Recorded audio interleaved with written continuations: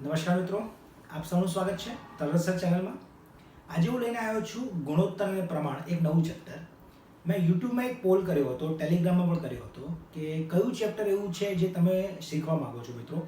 તો વધારે પડતા વિદ્યાર્થીઓએ મને કહ્યું હતું કે સર પહેલાં તમે ચેપ્ટર રેશિયો, પ્રપોર્શન અને પ્રમાણ ગુણોત્તર તમે લઈ લો તો સારું. અને સાચી વાત છે કે આ જે ચેપ્ટર છે એના આધારે બીજા બહુ બધા ચેપ્ટર તમે કરી શકો છો. એટલે જો ગુણોત્તર અને પ્રમાણ તમને આવડશે તો આગળ બહુ બધા ચેપ્ટરમાં તમને મદદ મળશે. તો આજે આપણે જોઈએ છીએ ગુણોત્તર અને પ્રમાણ મિત્રો. હું બહુ દિવસ પછી યુટ્યુબમાં આવ્યો છું. એક ઇરેગ્યુલરિટી થઈ ગઈ હતી, હું એના માટે માફી માગું છું મિત્રો. પણ એમાં એવા સંજોગો હતા કે અમુક મેડિકલ કન્ડિશન્સ, મારી ફેમિલીમાં પ્રોબ્લેમ થઈ રહ્યો હતો. મારા ફાધરનું ઓપરેશન હતું, એટલે અમુક દિવસ હું એમાં બિઝી હતો. તો હવેથી તમને રેગ્યુલર દર અઠવાડિયે અમુક ને અમુક તમે ચેપ્ટર, અમુક વિડીયો તમે રેગ્યુલર જોશો, ચિંતા ના કરશો. જે લોકો રેલવે ટાર્ગેટ કરી રહ્યા છે, ક્લાસ 3 ટાર્ગેટ કરી રહ્યા છે, જીપીએસસી 1-2 કરી રહ્યા છે, એ બધાને ફાયદો થશે આમાંથી મિત્રો. તો હવેથી આપણે રેગ્યુલર લેક્ચર્સ મૂકીશું, ચિંતા ના કરતા બિલકુલ. અને દરેક ટોપિકમાં હવે નાના લેક્ચર્સ હું પ્લાન કરું છું. મને અમુક રિવ્યૂઝ એવા પણ મળ્યા હતા કે સર તમે લાંબા નહીં, થોડા નાના લેક્ચર્સ મૂકો 15 થી 20 મિનિટમાં. એ પણ સારી વસ્તુ છે કે જ્યારે પણ તમે જુઓ છો કે એક વિડીયો અપલોડ થયો છે તો તમે એને 15-20 મિનિટ ફાળવીને આખો વિડીયો પ્રોપરલી જોઈ લો અને પોતાની નોટ્સ બનાવવાની ભૂલતા નહીં મિત્રો. તો ચલો આજે શરૂ કરીએ છીએ ગુણોત્તર અને પ્રમાણ, રેશિયો અને પ્રપોર્શન. તો પહેલાં આપણે જોઈશું કે ગુણોત્તર શું કહેવાય છે. પ્રમાણને આપણે અલગથી જોઈશું. પહેલાં સમજો કે ગુણોત્તર કોને કહેવાય છે. તો ગુણોત્તર એટલે મિત્રો શું, આપણે એક દાખલાથી જોઈએ.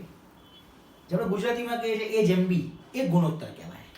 દાખલા તરીકે હું લઉં કે A જેમ B, અને આને આ રીતે પણ લખાય છે A જેમ B. તો આને ગુણોત્તર કહેવાય. A અને B કેવા છે? ગુણોત્તરમાં છે. હવે આનો મિનિંગ સમજીએ. જો તમને આપ્યું હોય કે A અને B નું ગુણોત્તર 2:3 છે, તો આને આપણે શું સમજવાનું મિત્રો એ તમે જોજો. જો આમનો ગુણોત્તર 2:3 હોય એટલે તમારે એવું સમજવાનું કે A ના ભાગે 2 વસ્તુ આવી રહી છે અને B ના ભાગે 3 વસ્તુ આવી રહી છે. તો ગુણોત્તર એટલે સાદી ભાષામાં ભાગ. ગુણોત્તર પોતે કોઈ સંખ્યા નથી. સમજો મિત્રો, આગળ તમને આઈડિયા આપીશ. ગુણોત્તર એટલે અત્યારે સમજો એક ભાગ છે. તો જ્યારે કુલ ભાગ 5 હોય તો આને 2 ભાગ મળશે, આને 3 ભાગ મળશે. જ્યારે કુલ ભાગ 5 હોય ત્યારે. તો તમે એવું કહો કે સાહેબ A અને B તો સંખ્યા શું હતી? તો અમુક નવ સ્ટુડન્ટ્સને પૂછું છું ને લેક્ચરમાં કે A બરાબર કેટલા અને B બરાબર કેટલા, મને જવાબ આપો. તો અમુક વિદ્યાર્થીઓ એવું કહે છે કે સર A બરાબર 2 થાય અને B બરાબર 3. અમુક વિદ્યાર્થીઓ આવું કહે છે કે સર A બરાબર 3 લેવાનું અને B બરાબર 2 લેવાનું. તો A બરાબર 3 અને B બરાબર 2. આ બંને વસ્તુ ખોટી છે મિત્રો. અહીંયા ગુણોત્તરમાં હોય તો જ્યારે ગુણોત્તરમાં હોય ત્યારે પોતે સંખ્યા નથી. એ હોઈ પણ શકે ને ના પણ હોઈ શકે. સમજવાનો ટ્રાય કરજો હું શું કહેવા માંગુ છું તમને. જ્યારે પણ તમને એવું આપ્યું હોય કે A અને B નો ગુણોત્તર 2/3 છે તો એવું સમજવાનું કે આ બંને સંખ્યા ઉપર નીચે મૂકવામાં આવી, એમને કંઈક કાપી નાખ્યું જે સમાન હતું, પછી 2:3 બચ્યું. તમે જો અહીંયા હું તમને કહું કે A ની સંખ્યા જે છે 20 છે, A બરાબર 20 હતું અને B બરાબર 30 હોય. જો A બરાબર 20 હોય અને B બરાબર 30 હોય તો તમે મને કહો કે આપણે A જેમ B નો ગુણોત્તર કાઢીએ તો 20:30 થાય. તો જો આ 0 કપાઈ જાય તો ગુણોત્તર આમનો 2:3 આવ્યો. તો ગુણોત્તર 2:3 આવ્યો પણ સંખ્યા 2 અને 3 નથી, સંખ્યા તો 20 અને 30 હતી. તો અહીંથી આપણને આઈડિયા આવે છે કે ગુણોત્તર એટલે શું થાય? એ સંખ્યા નથી. ગુણોત્તર એટલે ભાગ. કે જો આને 2 ભાગ મળે તો આને 3 ભાગ મળશે. જો આને 2 ના ડબલ, એના ડબલ કરીએ 4 ભાગ મળે તો આની પાસે 3 ના ડબલ 6 ભાગ હોવા જોઈએ. એટલે જે પણ સંખ્યા છે એને મારે કેવા ભાગ પાડવાના? આને 5 માંથી 2 ભાગ આપવાના, આને 5 માંથી મારે 3 ભાગ આપવાના. તો આ સંખ્યા મારે ધારવી હોય. તમને આવું આપ્યું હોય કે આમનો ગુણોત્તર 2/3 છે તો તમને ખબર જ નહીં હોય સંખ્યા શું હશે. કારણ કે આ સંખ્યા 20-30 હોઈ શકે, આ સંખ્યા સમજો 8 અને 12 હોઈ શકે. જો A બરાબર 8, B બરાબર તમે 12 લો, આમનો ગુણોત્તર કરશો તો પણ 4 દુ અને 4 3, 2/3 જ આવશે. પણ સંખ્યા તો બહુ જુદી જુદી આવે છે. તો તમને આટલી વસ્તુ આપી હોય અને કીધું હોય કે A બરાબર કેટલા, B બરાબર કેટલા, તો સંખ્યા શોધી ના શકાય પણ ધારી શકાય. શું ધારી શકાય? જુઓ અહીંયા તમે શું કર્યું, 20-30 ધારો કે સંખ્યા હતી તો બંનેમાં 0 કાપી નાખ્યા. એટલે બંનેમાં કંઈક સમાન વસ્તુ કપાઈ જાય છે અને જે બચે ગુણોત્તર કહેવાય. તો આ જો ગુણોત્તર 2/3 હશે તો આમની પાછળ કંઈક સમાન વસ્તુ કપાઈ ગઈ હશે. એ સમાન આપણને ખબર ના હોય તો આપણે ધારી શકીએ કે બંને શું હતી સમાન, કંઈક x હતી. બંને સાથે કંઈક ગુણાકારમાં સમાન હતું અને જ્યારે ઉપર નીચે સંખ્યા મુકાઈ એને ગુણોત્તર કહેવાય. તો ગુણોત્તર જ્યારે બને ત્યારે કોમન સંખ્યા કપાઈ જાય. હવે સંખ્યા ખબર ના હોય તો આપણે શું ધારી શકીએ, x બંનેમાં ગુણ્યા કરી દેવાના, કા y કા z. તો x મળે તો બંને સંખ્યા મળે.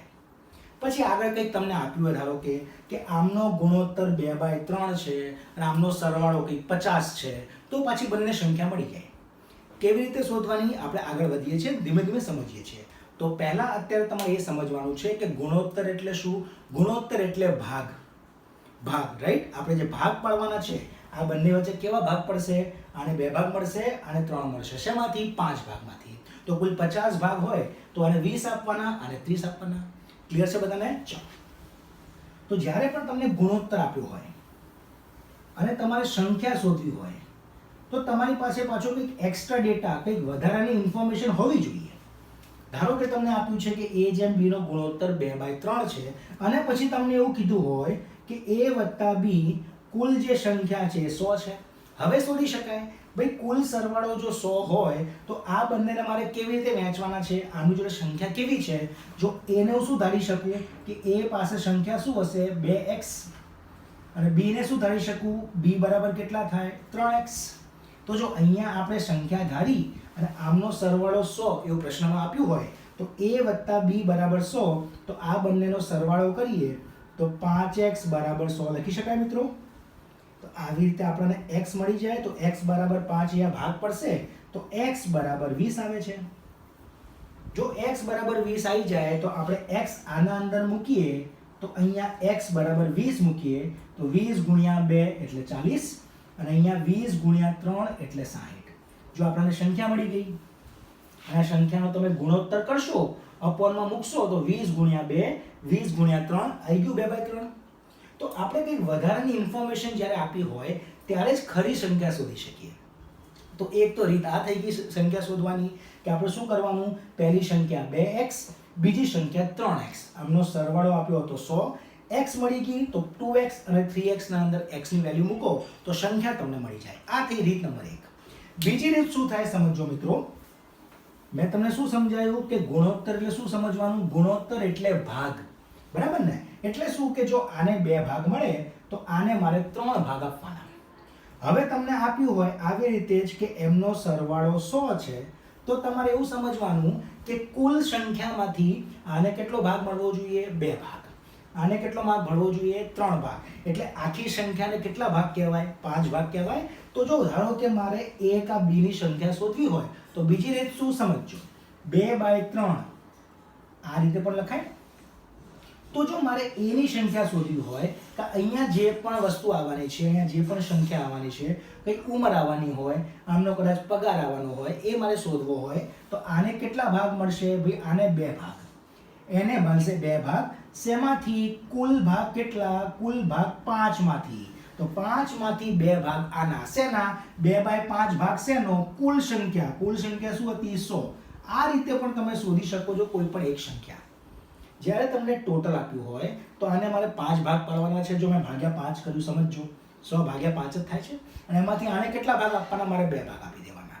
આવી રીતે મારે b ની સંખ્યા શોધવી હોય તો b ને કેટલા ભાગ મળવા જોઈએ, તો b બરાબર 3 ભાગ મળવા જોઈએ. શેમાંથી, 5 માંથી. અને જ્યારે ગુણ્યા તમે 100 કરશો, હવે ગુણ્યા 100 હું ટકાના કારણે નથી કરતો મિત્રો, સમજો. અહીંયા મેં a + b 100 ધાર્યું છે એટલે તો 100 માંથી b ને કેટલા ભાગ મળવા જોઈએ, તો b ને મળવા જોઈએ 3 ભાગ. શેમાંથી, કુલ 5 ભાગમાંથી. શેના, 100 સંખ્યાના. તો આ જો કપાઈ જશે 5 20 તો b પાસે 60.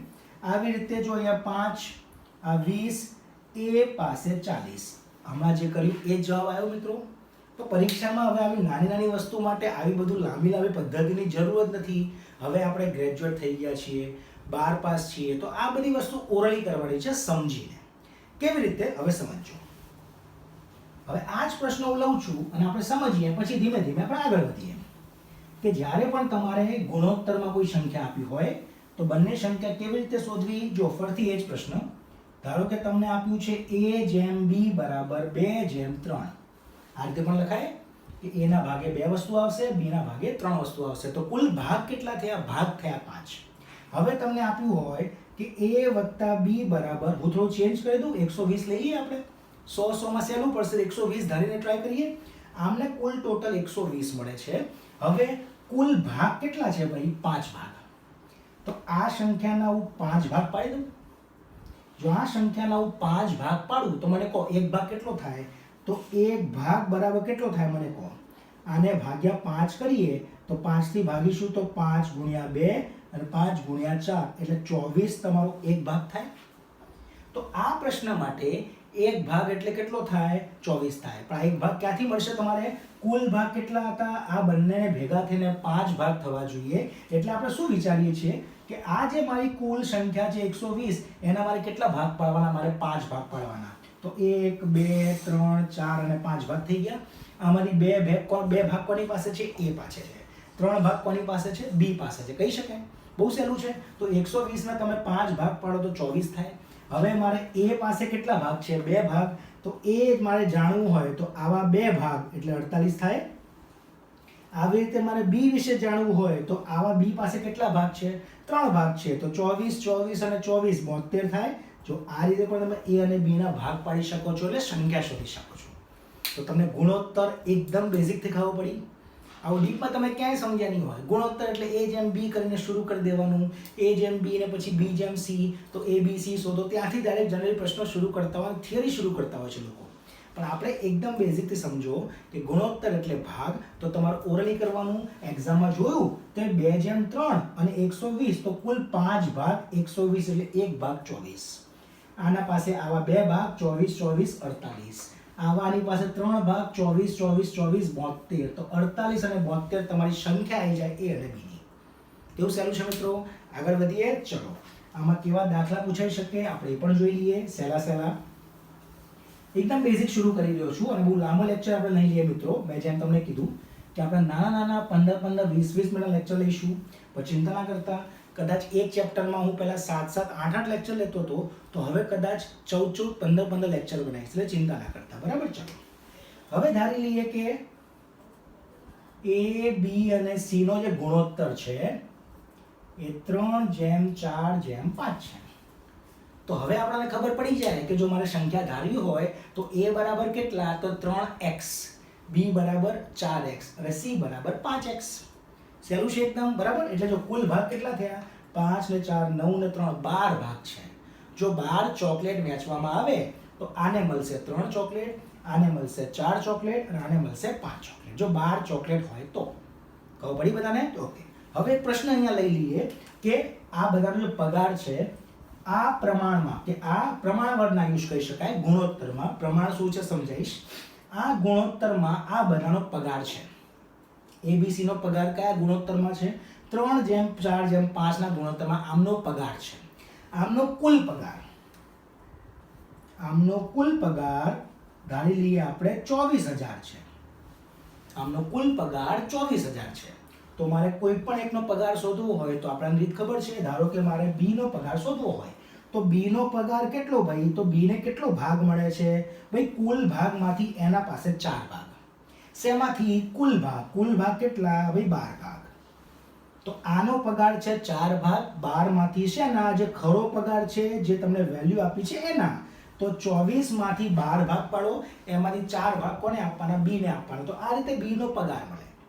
પણ આવી રીતે આપણે ટાઈમ નહીં બગાડીએ. હમણાં શીખ્યા આપણે. કેવી રીતે શીખ્યા? મેં તમને શોર્ટકટ શું શીખવાડી ફરી જુઓ. ભાઈ કુલ ભાગ કેટલા? 12 ભાગ. તો આના તમે 12 ભાગ કરો ભાઈ.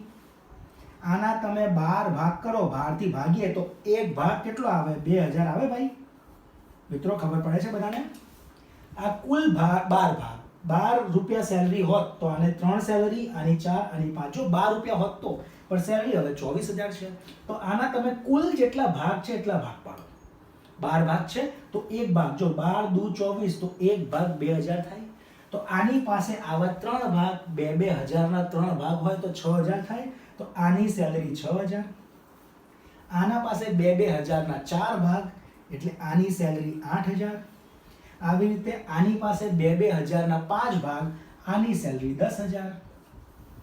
કેટલો સહેલો છે મને કહો મિત્રો? ખબર પડી બધાને કે જ્યારે પણ ગુણોત્તર આપ્યો હોય, કુલ ડેટા આપ્યો હોય કે કોઈ પણ એકનો ડેટા આપ્યો હોય તો બધા જ સંખ્યા શોધી શકો છો.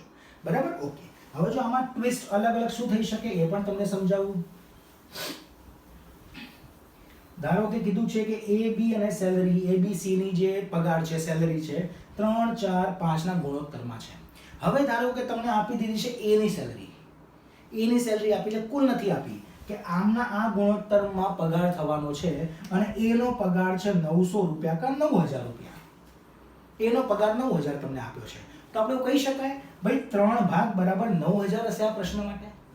આની સેલરી જો આને 3 ભાગ મળતા હોય અને આની ખરી સેલરી 9,000 આપી હોય તો આપણે કહી શકાય કે 3 ભાગ બરાબર 9,000. અથવા આપણે જો સાદી પદ્ધતિથી જવું હોય તો આપણે આની સેલરી શું ધારીએ? 3x, 4x અને 5x. તો કહી શકાય 3x બરાબર 9,000. તો 3x બરાબર તમે 9,000 લો તો x બરાબર શું થઈ જાય? x બરાબર તમે 3,000 સમજશો?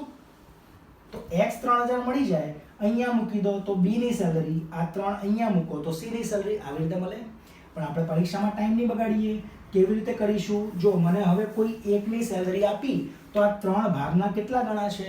તો આ 3 ના 3,000 ગણા છે. 3 માં કેટલા ગુણો તો 9,000 થાય. તો 3 ભાગ જો 9,000 હોય તો 1 ભાગ 3,000 હોય. આવા 3,000 વાળા અહીંયા 4 ભાગ તો આનો પગાર 12,000. આવા 3,000 વાળા અહીંયા 5 ભાગ તો આની સેલરી 15,000. સહેલું છે સમજવું મિત્રો. પ્રેક્ટિસથી ધીમે ધીમે આવડશે અને સમય બગડશે નહીં. હજુ તો પરીક્ષામાં આવા બેઠે બેઠા તો પ્રશ્ન આવે જ છે એકદમ લો લેવલમાં, ક્લાસ 3 માં એકદમ ડાઉન લેવલમાં. આગળ આમાં પછી પગારમાં વધારો થયો, નવો ગુણોત્તર બન્યો, ત્યારે જો સાદી પદ્ધતિથી જશો ટાઈમ બહુ બગડશે. આપણે ટાઈમ બચાવવાનો છે કે તરત જ ભાગલા પાડ્યા. 3 ભાગ 9,000 હોય તો 1 ભાગ 3,000 હોય તો 4 ભાગ 12,000, 5 ભાગ 15,000. બરાબર? ચાલો આ બીજું કંઈ નવું શું બની શકે એ પણ જોઈ લઈએ. ચલો હવે આવી રીતે ચલો બધાની કુલ સેલરી આપણે જે ધારી હતી કે બધાની સેલરી કુલ 24,000 છે. તો કોઈ પણને શોધવી હોય તો તમે શોધી શકશો. હવે હું તમને એવું કહું કે એ ની સેલરી સી કરતાં કેટલી ઓછી છે? એ ની સેલરી સી કરતાં કેટલી ઓછી છે? તો તમે પદ્ધતિ શું વાપરશો કે સી ની સેલરી શોધી લઈએ, એ ની શોધી લઈએ અને બંનેનો તફાવત કરી દઈએ. કેવી રીતે? આ 12 ભાગ છે તો 1 ભાગ બરાબર 2,000, અહીંયા 3 ભાગ એટલે 6,000, અહીંયા 5 ભાગ એટલે 10,000. તો 6 અને 10 માં તફાવત 4,000. ખબર પડી? ઓરલી કર્યું પણ આગળ જે પ્રશ્ન છે એવો જ છે. પણ તમારે હવે શોધવાનું શું હતું તમે એ વિચારો. તમારે એવું શોધવાનું હતું કે આની જે સેલરી છે આના કરતાં કેટલી ઓછી છે. તો આ પણ વસ્તુ ભાગના રીતે સમજો. આની પાસે 5 ભાગ છે તો આની પાસે 3 ભાગ છે. તો આની પાસે કેટલા ભાગ ઓછા? 2 જ ભાગ ઓછા. 2 જ ભાગ ઓછા. આ પ્રશ્નમાં 1 ભાગ બરાબર તમે 2,000 લાયા હતા. કેવી રીતે? ભાગ્યા 12, 1 ભાગ 2,000. આની પાસે અહીંયાથી 2 ભાગ ઓછા છે તો 2 ભાગ એટલે 4,000 ડાયરેક્ટ જવાબ ઓરલી. હવે મારે આમાં એ કે સી શોધવાની જરૂર નથી. ખબર પડી બધાને? આવી રીતે કીધું હોય કે બી ની સેલરી સી કરતાં કેટલી ઓછી તો 5 થી 4 એટલે 1 જ ભાગ ઓછો. તો આ બંનેના સેલરીમાં ખાલી 2,000 નો તફાવત હશે. ભાઈ સી ની સેલરી બી કરતાં કેટલી વધુ તો 2,000 કારણ કે 1 ભાગ. સી ની સેલરી એ કરતાં કેટલા વધુ તો 2 ભાગ. 2 ભાગ એટલે 4,000 રૂપિયા. ખબર પડી મિત્રો? તો આ બેઝિક છે ગુણોત્તર અને પ્રમાણનું કે જ્યારે ગુણોત્તર આપ્યા હોય તમે એને ભાગ સમજો, ભાગ પાડો, 1 ભાગ કેટલો છે તમને મળી જાય, પછી જે ભાગ શોધવો હોય એટલે ગુણ્યા કરતું જવાનું. તો બહુ સહેલાઈથી તમારા પ્રશ્ન સોલ્વ થઈ જાય છે, જે ભૂલ ના પડે, લાંબી પદ્ધતિ ના વાપરવી પડે. તો માનું છું તમને ખબર પડી રહી છે અને મજા આવી છે મારા લેક્ચર્સમાં. ધીમે ધીમે હવે મેથ્સ, રિઝનિંગ બધું જ કવર થશે. કરંટ અફેર્સમાં શરૂ થશે. ચિંતા ના કરતા. બસ તમે આ ચેનલ કન્ટિન્યુ સબસ્ક્રાઇબ કરતા રહો. તમારા ફ્રેન્ડને કહેતા રહો. તમારા જેટલા કોન્ટેક્ટ છે બધાને તમે કહો. આપણે મોટું એક ટીમ બનાવીએ છીએ મિત્રો. સરસ સબસ્ક્રાઇબર્સ મેક્સિમમ પહોંચાડીએ અને દરેક ગુજરાતના ખૂણાએ કોઈ મેથ્સ, રિઝનિંગ કે કરંટ કે બીજા કોઈ સબ્જેક્ટમાં કાચું ના રહે. આ મારો હેતુ છે અને આપણે આગળ વધતા રહીશું મિત્રો. તો થેન્ક યુ વેરી મચ. મળીએ છીએ આપણે નેક્સ્ટ લેક્ચરમાં. જય હિન્દ.